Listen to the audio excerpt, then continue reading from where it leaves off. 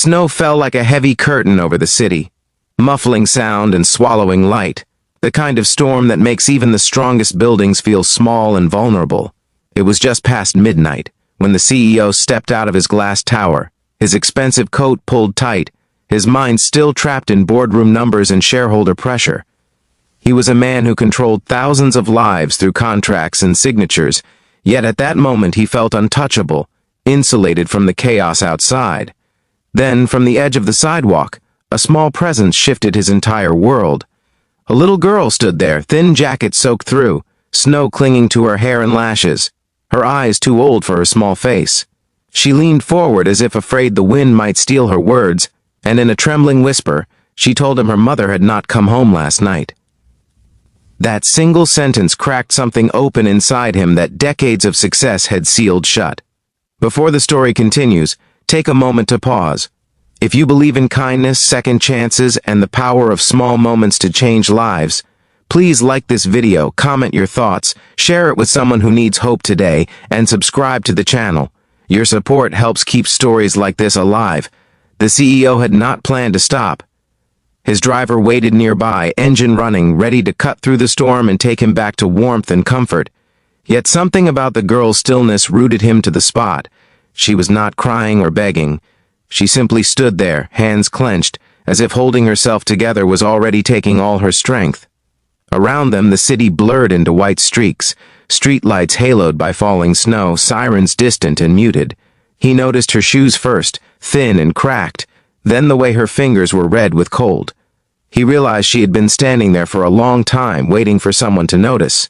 The girl explained, in broken, breathless fragments, that her mother worked nights cleaning offices, that she always came home before dawn, that she never missed a day.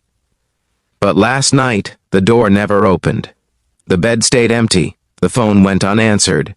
Fear had crept in slowly, then all at once, until the girl could no longer stay inside the silent apartment.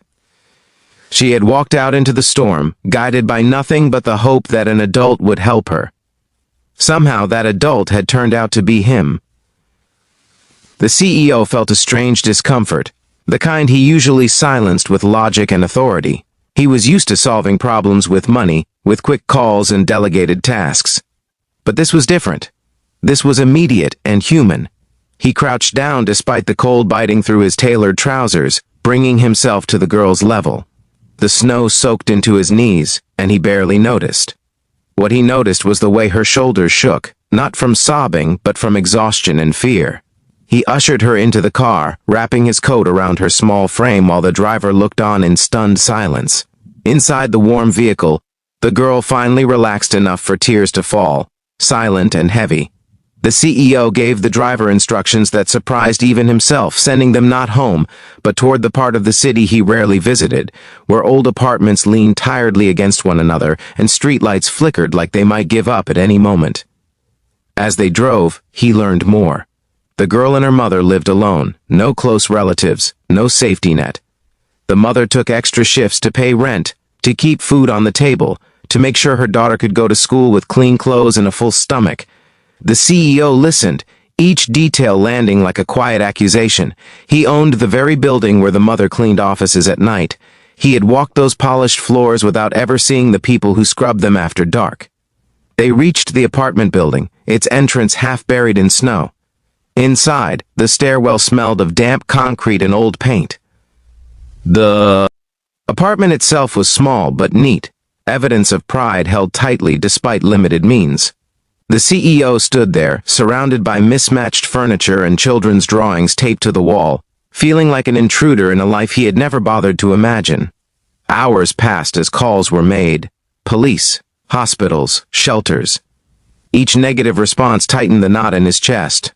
Outside, the storm worsened, wind howling like a warning. The CEO realized that somewhere out there, a woman might be lying hurt, or lost, or worse, while her child waited in this fragile space, clinging to hope.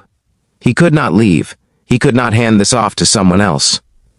For the first time in years, his phone buzzed with messages he ignored without guilt. As dawn approached, a call finally came. A hospital on the outskirts of the city had admitted a woman matching the description. She had collapsed from exhaustion and exposure after slipping on an icy sidewalk while walking home. She had been unconscious without identification.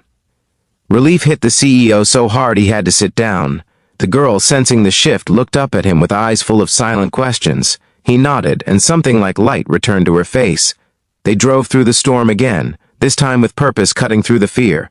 At the hospital, the CEO moved with a determination that surprised the staff, pushing paperwork and delays aside not with money but with urgency and presence.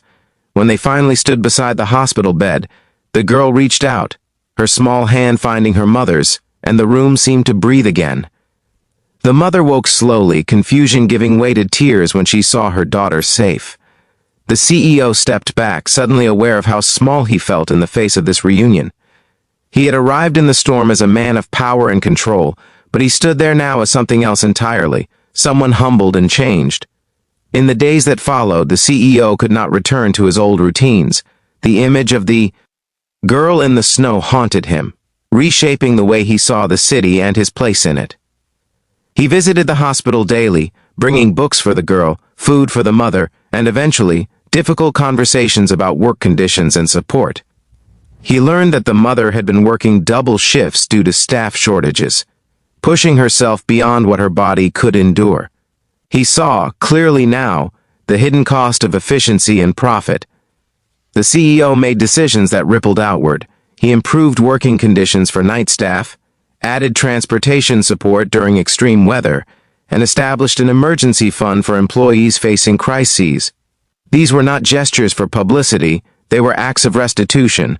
Driven by the memory of a child standing alone in a storm, the girl returned to school with a new confidence, no longer carrying the weight of fear alone. The mother recovered, her health slowly restored, her dignity intact, and the CEO found himself changed in ways he could not fully explain. Success no longer tasted the same. It was no longer enough to build towers of glass and steel. He wanted to build something warmer, something human. On the anniversary of that night, snow fell again, gentler this time. The CEO stood outside his building, watching people hurry past, coats pulled tight, faces turned down. He wondered how many stories moved through the city unseen, how many quiet struggles waited for someone to notice. He knew he could not save everyone. But he also knew that sometimes, stopping for one small voice in the dark was enough to change more than one life. As this story comes close to its end, if it touched your heart even a little, please take a moment to like the video, share it with someone who believes compassion still matters, and subscribe to the channel so more stories like this can reach the world. And before the final moment, we have a special request for you. Please comment below and tell us what this story made you feel, or share a time when a small act of kindness changed everything for you. Because somewhere, in a storm you cannot see, someone might be standing alone, hoping that one person will stop, listen, and care.